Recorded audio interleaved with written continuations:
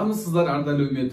Ақтөбе облыстық арнайы кітапханасы жолдаған ақын, жазушы, философ Шәкәрім Құдайбердіұлының 165 жылдығына арналған мәнді сөздер атты челленджін жалғастырамыз.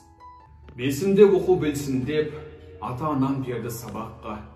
7 жаста жетім боп, түскендей болдым абаққа. 10 жасыма кірген соң, домбыра, гармон білген соң, мылтық атып жүрген соң, аңшы боп түстім азапқа.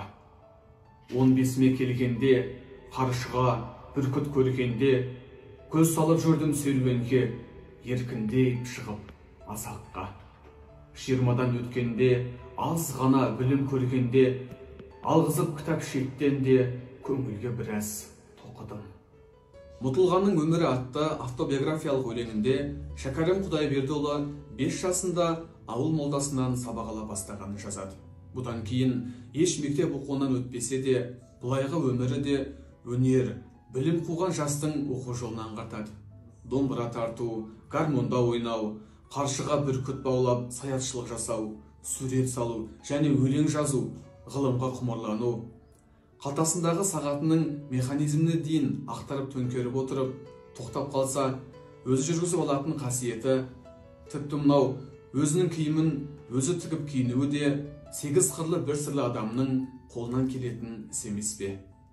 Шәкәрімнің әндері ше, қиыла жолдармен, алуан түрлі әншілердің орындауымен, көбінесе ауызша түрде таралып, халықтық репертуарға айналып кеткені мәлім. Шәкәрім әндерінің қазақ музыкасындағы ерекше көрінуі бұл кездейсоқ құбылыс емес.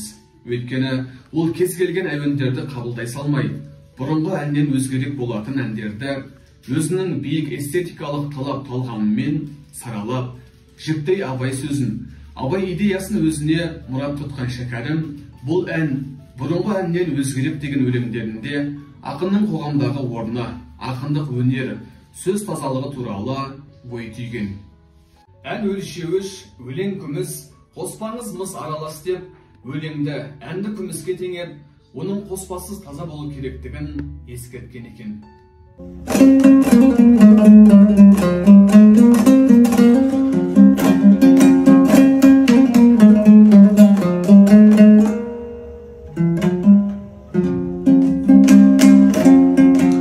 Бұл ән бұрынғы әннен өзгерек,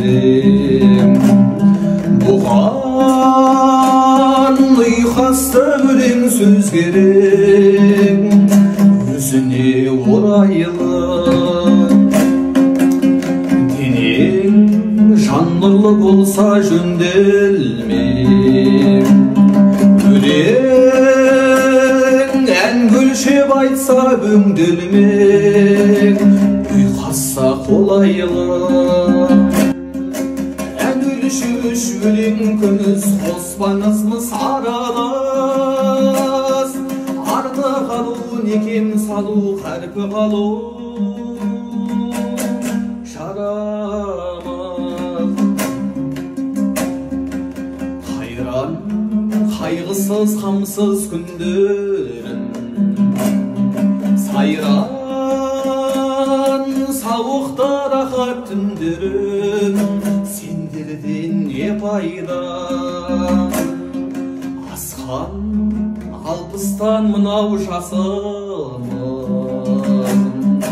қашқан шалдыққан қарып басымыз, қаласын қайсайда? Ән өлшеуіш, өлең күміс, қоспаңыз мыс аралас, арды қалу, некем салу, қарпы қалу шарамыз. Қазақ халқының ұлттық мәдениеті мен әдебиетінің көрнекті өкілі Шәкәрім Құдайбердіұлының мұрасын насихаттауға арналған осынау челленджді Қарағанды облыстық арнайы кітапханасына жолдаймыз.